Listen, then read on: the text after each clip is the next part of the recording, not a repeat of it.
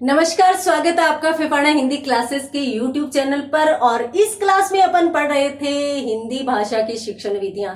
हिंदी भाषा की शिक्षण विधियों में अपनों ने व्याकरण शिक्षण को शुरू किया था। तो व्याकरण शिक्षण में भी अपन क्या पढ़ रहे थे?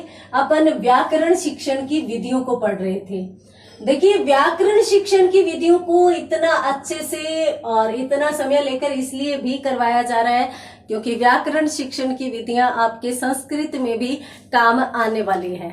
तो ज्यादा अंतर नहीं होता इन विधियों में, भाषा से संबंधित विधियों में लगभग वही विधियां होती है, बस कुछ मात्रा में थोड़ा बहुत अंतर किया जाता है।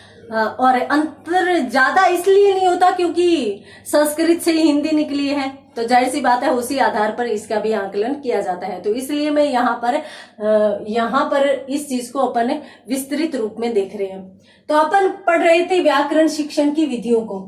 तो व्याकरण शिक्षण की विधियों में कल की क्लास में अपनों ने संश्लेषण विधि को देखा, तो आज अपन देखने जा रहे हैं विश्लेषण विधि को। तो जाहिर सी बात है कि कल की क्लास में अपनों ने थोड़ा बहुत तो इस विधि का परिचय देख ही लिया था। इस विधि का शाब्दिक अर्थ या विश्लेषण का यदि शाब्दिक अर्थ देखें तो शाब्दिक अर्थ होता है खंड करना। खंड करना, खंड करने का मतलब, खंड का मतलब क्या होता है? टुकड़े करना। ठीक है, तो एक कोई भी बड़ी इकाई है, कोई भी मान लीजिए एक विषय है या फिर एक बड़ा टॉपिक है। ठीक है, अब कोई भी एक टॉपिक है, उसको जाहिर सी बात है कि अपन सम्मिलित रूप से एक साथ तो पूरा पढ़ नहीं पाएंगे। तो अपन क्या करेंगे? उसको टुकड़ों में बांटकर उसका विस्तार से वर्णन करेंगे। विस्तार से उसका वर्णन करेंगे या विस्तार से उसको समझेंगे। वही विधि क्या होती है? विश्लेषण करना। अगर अपन हर एक चीज का विस्तृत रूप में वर्णन कर रहे हैं, उसको विस्तृत रूप में समझते हैं, तो वहां पर ही व्याकरण शिक्षण की विश्लेषण विधि मानी जाती है। तो यहां पर मैंने आपको बताया था संश्लेषण विधि के समय भी कि भाई पहले तो होता है विश्लेषण और उसके बाद क्या होता है? संश्लेषण। ये प्रक्रिया चलती है। तो ये विश्लेषण हो गया, उसके बाद क्या होगा? संश्लेषण होगा। विश्लेषण में अपन क्या करेंगे? टॉपिक की विस्तृत चर्चा करेंगे। विस्तृत चर्चा आ जाती है इसमें। टॉपिक की विस्तृत चर्चा करने के लिए जाहिर सी बात है कि अपने को उसके टुकड़े करने पड़ते हैं। अपने को हर उस भेद उपभेद के बारे में बात करनी पड़ती है जो इसका होता है। तो इसलिए ये तो हो गई विस्तृत चर्चा। और विस्तृत चर्चा जो है उसको समेटना या उसको एक साथ रखते हुए उसके आधार पर निष्कर्ष प्राप्त करना ही कौन सी विधि मानी जाती है? संश्लेषण विधि मानी जाती है। तो यहाँ पर विश्लेषण व संश्लेषण विधि होगी। और मैंने आपको बताया भी था कल की क्लास में कि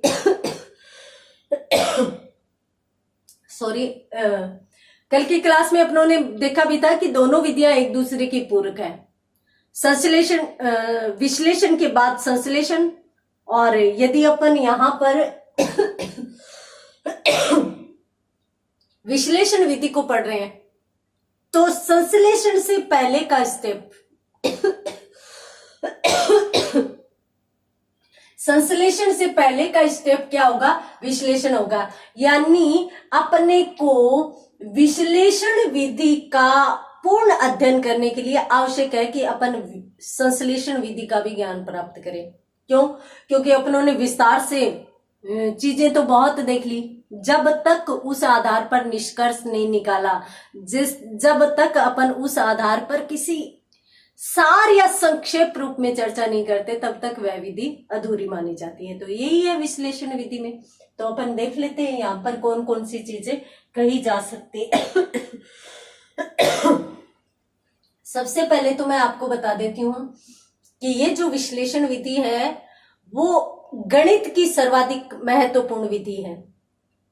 ऐसे तो देखते ही अपन भी, कोई किसी की विधि महत्वपूर्ण मानी जाती है, कोई किसी की विधि महत्वपूर्ण मानी जाती है, परंतु सामान्य तौर पर अपन जो विधियां हैं उनको अन्य क्षेत्र में भी प्रयोग में ला सकते हैं।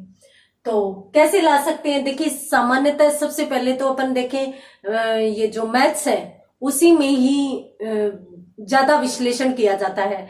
यानी मान लीजिए कि a+b है, तो इसको अपन क्या करेंगे, अपन इसका विश्लेषण करेंगे, उसको खंडों में बांट देंगे कि भाई अब अपन इसका इस रूप में वर्गीकरण कर सकते हैं और इस आधार पर अपन ये समझ सकते हैं। तो इस प्रकार से उसको खंडों में बांटते जाएंगे, उसके आधार पर समझते जाएंगे। मैथ्स में होता है, परंतु ऐसी बात नहीं है कि मैथ्स में ही इस विधि का प्रयोग किया जाएगा।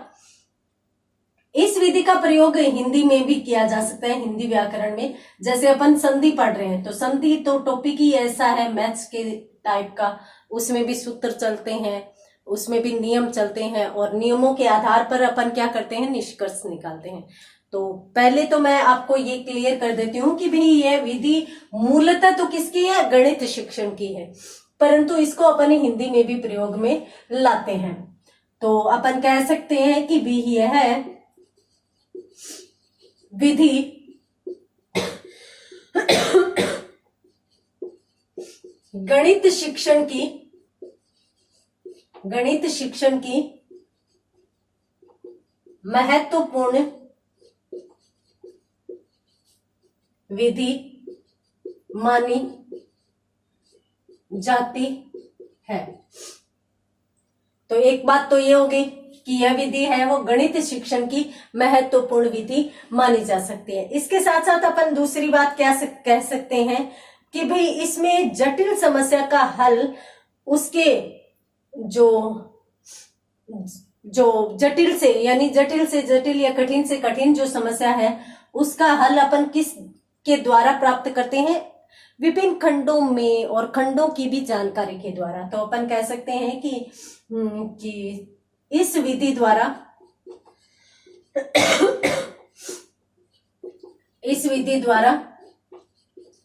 जटिल समस्या का अध्ययन, इस विधि द्वारा जटिल समस्या का अध्ययन अपन कैसे कर सकते हैं, जटिल समस्या का अध्ययन उसे खंडों में बांटकर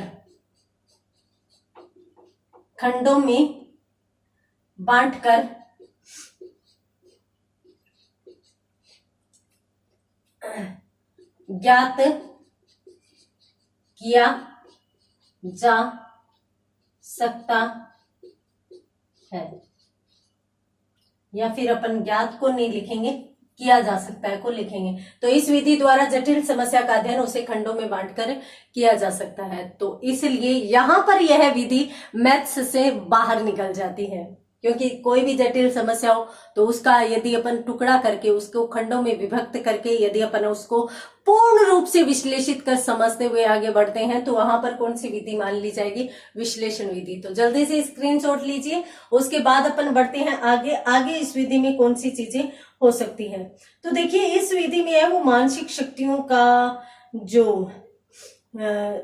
शक्तियों की जांच की जाती है कि भी बालक है वो किस प्रकार से समस्या के हल को देखता है। तो किस प्रकार से समस्या के हल को देखता है ये चीज भी अपन यहाँ पर देखेंगे। जाहिर सी बात है कि खंडों में बांटेंगे, खंडों का विश्लेषण करेंगे तो अपन कौन कौन सी मानसिक शक्तियों को प्रयोग में लाएंगे, तर्क और चिंतन को। तो यहां पर अपन कह सकते हैं कि इस विधि द्वारा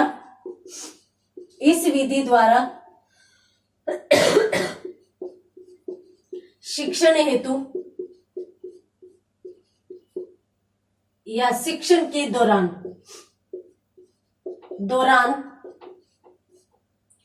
मानसिक शक्तियों में मैंने आपको बताया कि भी कौन कौन सी मानसिक शक्तियां हैं यहाँ पर, तो तर्क व चिंतन। तो मानसिक शक्तियों जैसे तर्क तथा चिंतन का विकास होता है। अब तर्क व चिंतन का विकास क्यों होता है, कैसे होता है, तो देख लीजिए। क्योंकि तर्क और चिंतन द्वारा ही हम किसी भी जटिल समस्या का हल ढूंढने का प्रयास करते हैं। तो अपन यूं भी देख सकते हैं कि भी बालक क्या करता है, बालक किसी समस्या या प्रसंग विशेष,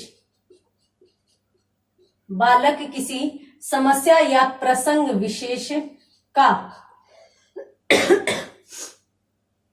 किसी समस्या या प्रसंग विशेष का हल किन तार्किक प्रश्नों द्वारा करता है के माध्यम से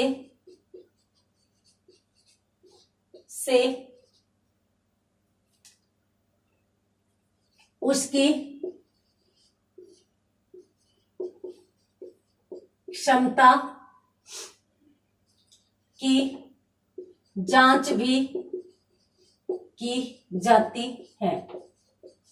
अब एक व्यक्ति तो ऐसा होता है कि जो तर्क लगाता है परंतु तर्क सारे उल्टे पड़ जाते हैं, वह समस्या के हल तक पहुंच ही नहीं पाता। जबकि कुछ बच्चे ऐसे होते हैं जो समस्या या प्रसंग विशेष का तार्किक चिंतन करते हैं और तार्किक प्रश्नों द्वारा उसका जल्दी ही हल निकाल लेते हैं। तो इस आधार पर यदि कोई व्यक्ति जल्दी निष्कर्ष तक पहुंचता है तो वो क्या करता है, जल्दी जल्दी तर्क करता है, किन किन प्रश्नों से संबंधित करता है वो उस पर डिपेंड करता है।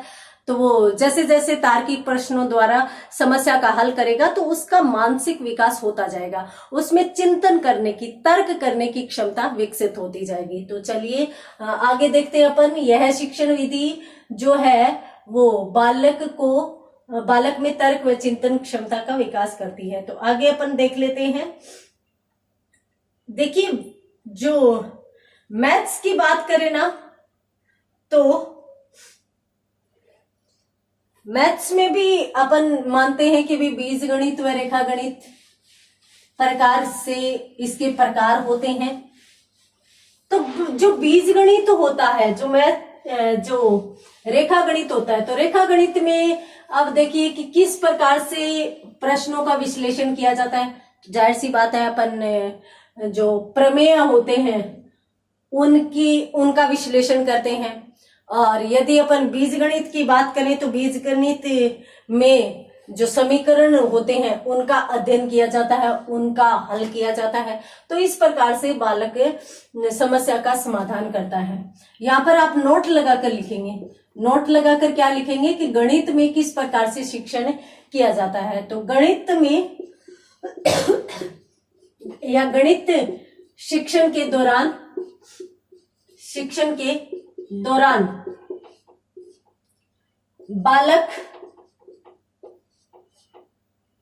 बालक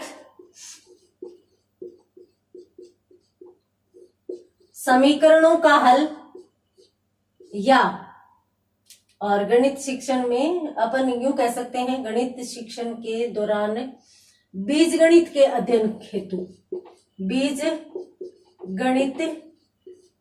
बीजगणित के अध्ययन हेतु बालक समीकरणों का अध्ययन या रेखा गणित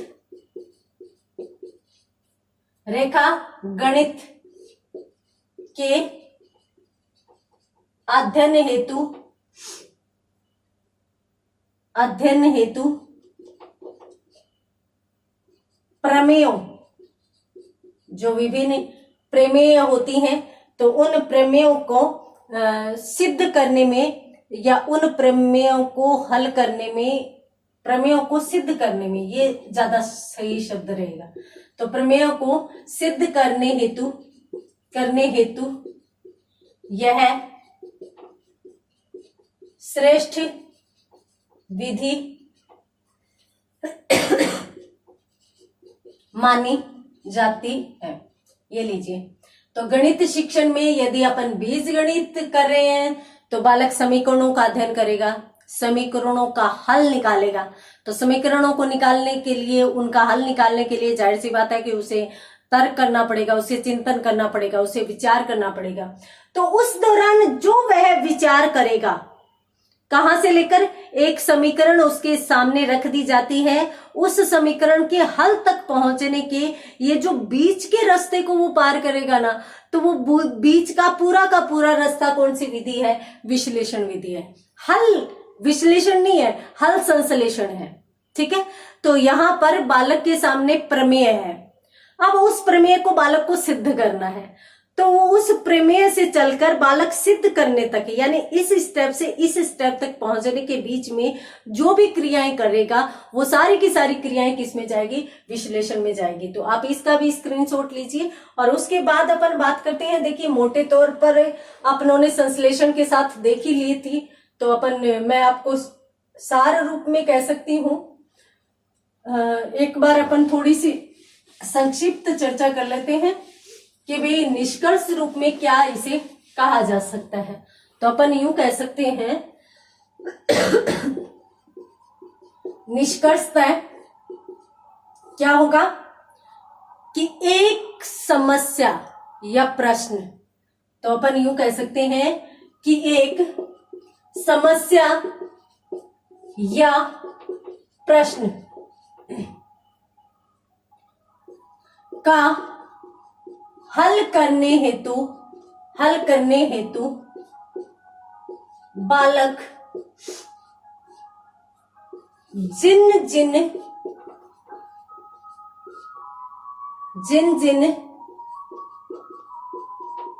रास्तों से गुजरेगा, सभी विश्लेषण में शामिल किए जाएंगे। ये लीजिए, अब संक्षिप्त रूप से पूरी बातें बता दी गई है कि एक समस्या या प्रश्न का हल करने के लिए बालक जिन जिन रास्तों, यानी ये समस्या ये हल, यहां तक पहुंचने के लिए वो जिन जिन रास्तों को अपनाएगा, वो जिस प्रकार से विश्लेषण करेगा, जिस खंड बांटेगा या खंडों पर विचार करेगा, सारी की सारी चीजें विश्लेषण विधि के अंतर्गत आएगी। तो इस निष्कर्ष या 2 लाइन है, इसको भी आप नोट कीजिए। उसके बाद अपन बात करते हैं इसके शिक्षण सूत्र। तो जाहिर सी बात है, अपन संश्लेषण विधि पढ़ रहे हैं, तो संश्लेषण विधि से विपरीत यह विधि हो सकती है। तो इसलिए अपन क्या कहेंगे, इस विधि के जो शिक्षण सूत्र है वो बिल्कुल संश्लेषण विधि से विपरीत चले जाएंगे। संश्लेषण विधि में अपनों ने देखा था ज्ञात से अज्ञात की ओर, अपनों ने ये चीज ही देखी थी शिक्षण सूत्रों में। जो संश्लेषण विधि है तो उसमें अपनों ने क्या देखा था? ज्ञात से अज्ञात की ओर। तो यहां पर अपन देख सकते हैं अज्ञात से ज्ञात की ओर। और यहाँ पर अपनों ने, आपको यदि याद हो तो संश्लेषण विधि में ये भी देखा था कि भाई ज्ञात तो तथ्य थे, ठीक है, तथ्य थे, और उनके आधार पर अपनों ने अज्ञात निष्कर्ष निकाला था। ये चीज देखी थी अपनों ने। तो इसको अपन यूं भी लिख सकते हैं, सबसे पहला जो शिक्षण सूत्र है वो तो माना जाएगा अज्ञात से ज्ञात की ओर चलने वाला शिक्षण सूत्र। साथ ही साथ अपन यूं भी कह सकते हैं कि वे अज्ञात निष्कर्ष से ज्ञात की ओर चलने वाला शिक्षण सूत्र। तो अपन यूं भी कह सकते हैं इसमें अज्ञात निष्कर्ष से ज्ञात तथ्यों की ओर। चलने वाली यह शिक्षण विधि मानी जा सकती है। अब ये ज्ञात और अज्ञात का क्या मतलब है? देखिए, वैसे तो अपनों ने है वो इस संबंध में विस्तृत चर्चा की कर ली थी, परंतु फिर भी मैं आपको संक्षिप्त रूप से इसके बारे में बता देती हूँ। देखिए, अपनों ने संश्लेषण विधि के बारे में एक चीज और भी देखी थी कि वह प्रत्यक्ष से प्रमाण की ओर थी। तो जाहिर सी बात है यह प्रमाण से प्रत्यक्ष की ओर हो जाएगी। देखिए, अज्ञात से ज्ञात की ओर कैसे? देखिए, ये जो विधि है वो जो ज्ञात यानी व्यक्ति को जो समझ में आ रहा है उन तथ्यों से होकर जा रही है।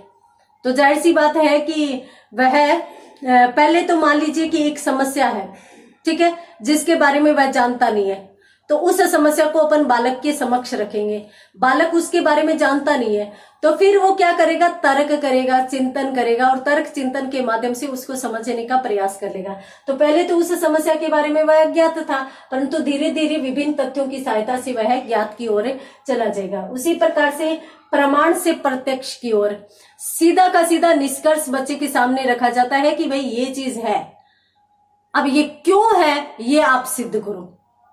तो अब क्यों है, गणित में ऐसा ही होता है ना कि प्रश्न होता है कि वो चीज प्रश्न है, यानी a+b का क्या आएगा। तो इस प्रकार से उसका फिर वो पूर्ण विश्लेषण करेगा। तो प्रमाण पहले से होता है और उसके बाद प्रत्यक्ष खंड करके वह हल निकालता है। तो जल्दी से स्क्रीनशॉट लीजिए। ये थे इस विधि के शिक्षण सूत्र और उसके बाद अपन बात करते हैं शिक्षण के सोपानों की। तो इस विधि के अंतर्गत सोपान क्या होगा, कौन कौन से सोपान रखे जाएंगे? तो ज्यादा नहीं है, इस विधि के 3 ही सोपान हैं।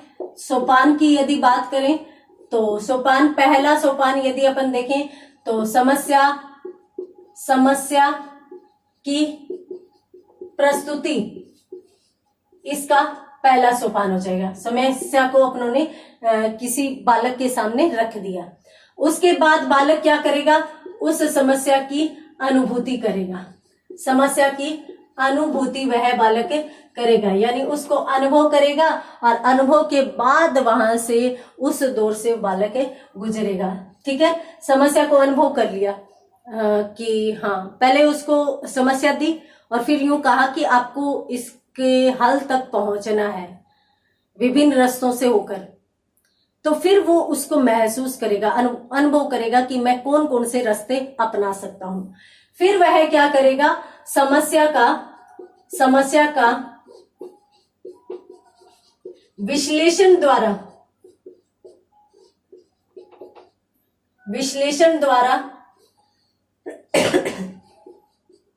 हल निकालने का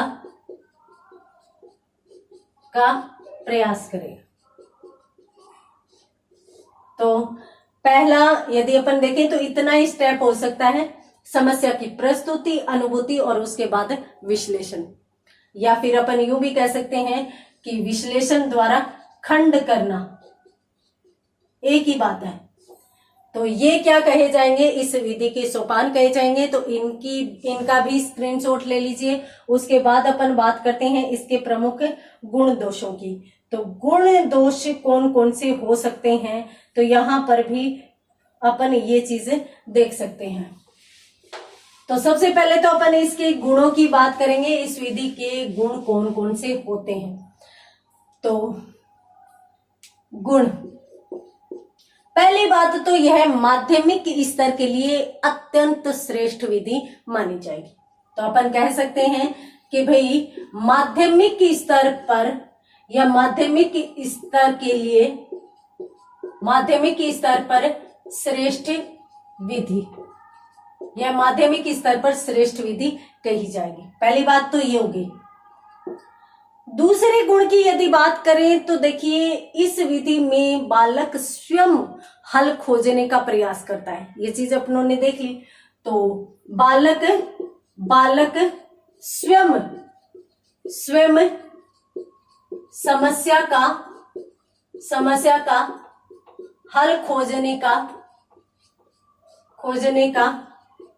प्रयास करता है। तो जाहिर सी बात है कि यह विधि रट्टा लगाने पर आधारित नहीं होगी, जो कि अपनों ने संश्लेषण में इसका संश्लेषण का गुण पढ़ा था, दोष पढ़ा था। तो ये इसमें तो समस्या का समाधान स्वयं खोजने का प्रयास कर रहा है, समस्या का समाधान स्वयं खोजने का प्रयास कर रहा है। तो बालक है बालक में मानसिक शक्तियों का विकास होगा। तो इस कारण बालक में तर्क व चिंतन संबंधी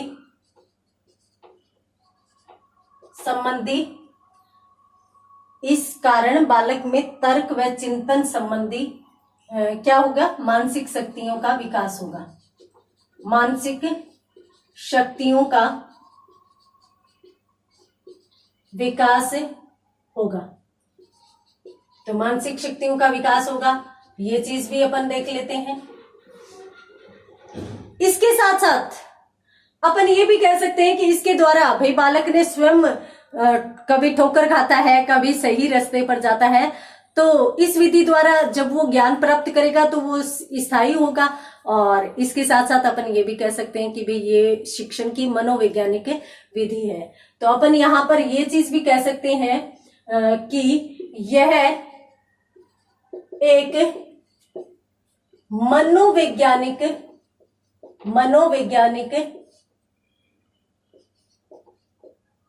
विधि है। आप यूं लिख सकते हैं, यह शिक्षण की एक मनोवैज्ञानिक विधि है। अपन साथ साथ ये भी लिख सकते हैं, क्या लिख सकते हैं कि इस विधि द्वारा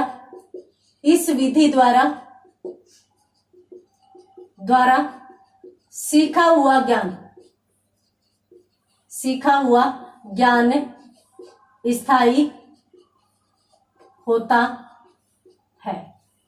ये लीजिए, माध्यमिक स्तर यानी 10th तक की क्लासेस के लिए यह विधि उपयुक्त विधि है। दूसरी बात, स्वयं समस्या का हल खोजने का प्रयास करता है। तो बालक क्या करता है, स्वयं विश्लेषित करता है, समस्या या प्रश्न जो भी उसके सामने रखा गया है उसको स्वयं विश्लेषित करेगा और विश्लेषित कर उसे आगे बढ़ाएगा। तो इसलिए स्वयं खोजने का प्रयास करेगा। तो इसी के साथ ही हो गया, वो स्वयं रास्ता खोज रहे हैं, तो ये एक स्थायी विधि या इस विधि द्वारा सीखा हुआ ज्ञान है वो स्थायी होगा। तो ये लक्षण भी आ जाता है और स्वयं कोशिश करता है, तो जाहिर सी बात है कि यह एक मनोवैज्ञानिक विधि भी हो जाती है। इसके साथ साथ महत्वपूर्ण गुण हो जाएगा कि उसकी तर्क व चिंतन क्षमता का विकास होगा। तो इसका भी स्क्रीनशॉट ले लीजिए। उसके बाद अपन देख लेते हैं इसके माध्यम से या इस विधि के दौरान कौन कौन से दोष आ सकते हैं, तो वो चीज अपन देख लेते हैं।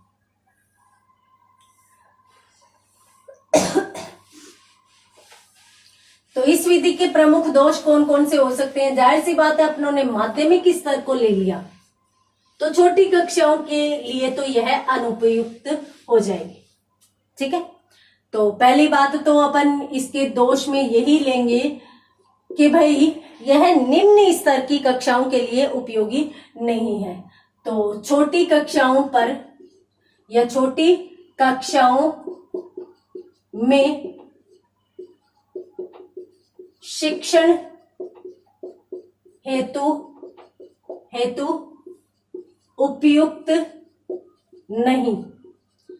एक दोष तो इसका ये हो जाएगा कि छोटी कक्षाओं के लिए ये विधि उपयोगी नहीं है। दूसरी बात कि भाई इस विधि में बालक के समक्ष समस्या रख दी जाती है। अब बालक विभिन्न रास्तों का चुनाव करेगा। बालक स्वयं विभिन्न रास्तों पर, यानी कभी वह ठोकर खाएगा, कभी वह आगे निकलेगा, तो उसे अधिक परिश्रम करना पड़ेगा। तो अपन कह सकते हैं कि इस विधि द्वारा